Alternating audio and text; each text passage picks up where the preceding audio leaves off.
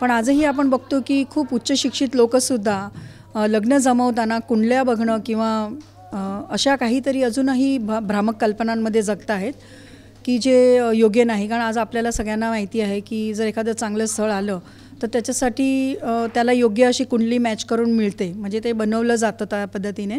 किंवा गुरु आडवा आला, शनी आला तर त्याची ग्रहदशा फिरलेली आहे तर ती काहीतरी पूजा करून ती ग्रहदशा सुस्थितीत आणली जाते आणि मग ते लग्न जमवलं जातं.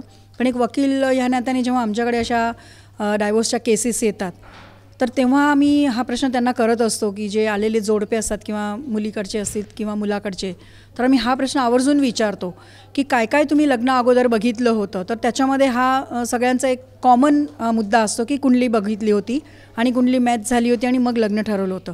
बरेच वेळा कुंडल्या मॅच होत नाही म्हणून चांगलं स्थळ म्हणजे जर मन जुळत असले पण कुंडल्या जुळत नाही आणि म्हणून मग ती लग्न मोडली जातात. तर फार दयनीय परिस्थिती आहे ही की कुंडल्या नुसत्या मॅच करून लग्न जुळत नाहीत किंवा मनं जुळत नसतात. तर त्यासाठी आपण शैक्षणिक पात्रता बघावी.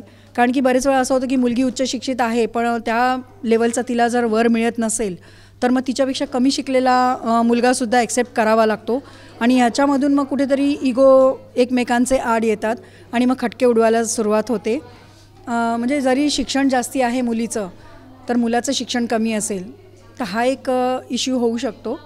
तर ह्या व्यतिरिक्त मला असं सांगायचं आहे की कुंडल्या न बघता जर सुरुवातीला त्याचं शिक्षण किंवा त्याची राहणीमान, त्याची विचार करण्याची शक्ती काय आहे ते बघितलं जावं. किंवा आजकाल मी तर म्हणते की मेडिकल रिपोर्ट्स बघणं फार गरजेचं आहे की आपण फार सगळं छान छान आहे, श्रीमंत घराणं आहे, चांगल्या ठिकाणी नोकरीला आहे, सगळं बघतो पण त्याचं आरोग्य नीट आहे का हे बघत नाही. कारण बरेच वेळा असं होतं की लग्न झालं आणि 15 दिवसात कळालं की कॅन्सर आहे किंवा असा कुठला तरी असाध्य आजार आहे आणि मग बाईला विधवा होण्याचा तो प्रसंग येतो की तो मृत्यू पावतो थोड्या दिवसात. तर हे करणं फार गरजेचं आहे आजच्या काळात की मेडिकल रिपोर्ट्स तुम्ही मागा. भले ते लग्न तेव्हा त्यांना राग येईल, तुटेल, पण ते तुमच्यासाठी हे खूप सेफ होणार आहे. आजच्या पालकांना माझी ही विनंती आहे की कुठलं चांगलं स्थळ आलं म्हणून घाई करून मुलींचं लग्न लगेच लावू नका, शहानिशा करा. कारण की जर असं झालं आणि पुन्हा मुलगी तुमच्या पदरातच पडणार आहे, परत माहेरी येऊन जर राहणार आहे तर अशा लग्नाचा अर्थ नाही. भले ती वर्षभर तुमच्या घरी राहू द्या पण पूर्ण शहानिशा करा त्या व्यक्तीची आणि त्यानंतर लग्न ठरवलं तर फार बरं होईल की मुलींचं आयुष्य उद्ध्वस्त होणार नाही.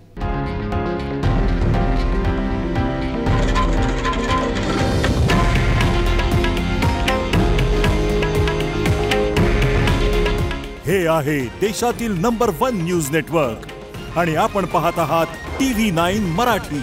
काळजी तुमची, हित महाराष्ट्राचं.